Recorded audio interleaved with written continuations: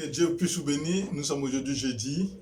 Dieu vous bénisse et je suis encore heureux d'être là parmi vous. Et nous sommes en train de parler de la réussite depuis le début de cette semaine. Et hier, nous avons parlé de la stabilité émotionnelle qui est un facteur très majeur dans le principe de la réussite. Et aujourd'hui, nous allons parler de la stabilité à tous les niveaux de notre vie spirituelle. Oui, c'est très important parce que il faut d'abord savoir que tout est d'abord spirituel avant d'être physique. Et le monde est régi d'abord par la spiritualité avant le physique. C'est pour ça que vous allez voir que dans beaucoup de domaines de la vie de l'être humain, vous allez voir que déjà le volet spirituel est un facteur assez important, assez conséquent. Donc si vous n'arrivez pas à dominer le volet spirituel dans votre vie, vous ne pourrez pas dominer le volet physique. Alors vous ne pourrez pas parler de principe. Donc une fois que quelqu'un dit « moi j'ai réussi », vous allez voir que c'est une personne qui arrive à dominer le volet spirituel. Et quand je parle du volet spirituel, ce que je suis en train de dire n'est pas forcément pour les chrétiens.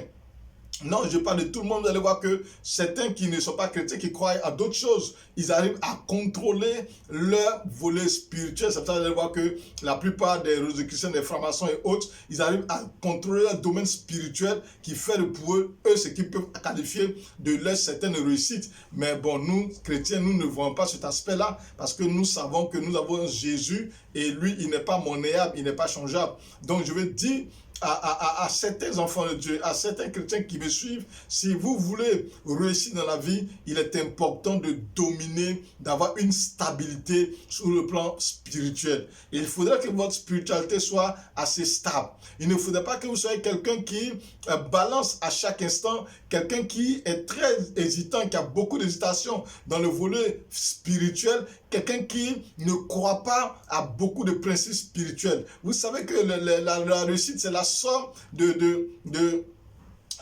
de beaucoup de principes spirituels que nous mettons à profit. Voilà. Donc, si je dis que j'ai réussi, ça veut dire que j'ai une maîtrise assez particulière de certaines lois spirituelles que j'arrive à conjuguer qui me permet de pouvoir donner un certain bonus, un tonus à ce que j'entreprends ou à ce que je fais. Donc la conjugaison des lois spirituelles dans ma vie, parce que effectivement nous vivons dans un monde physique, mais nous sommes environnés de lois spirituelles qu'il faut pouvoir maîtriser, il faut pouvoir connaître afin de pouvoir parler de réussite. Parce que tu ne pourras pas réussir sur la terre si tu n'arrives pas à dominer le ciel. C'est pour ça que vous voyez quand Jésus priait, il a dit « Notre Père qui es aux cieux ». Notre Père qui est aux cieux, que ta volonté soit faite sur la terre. Parce qu'avant de pouvoir dominer la terre, il faut d'abord dominer le spirituel. Donc une personne qui dit j'ai réussi, c'est une personne qui, vous allez voir, domine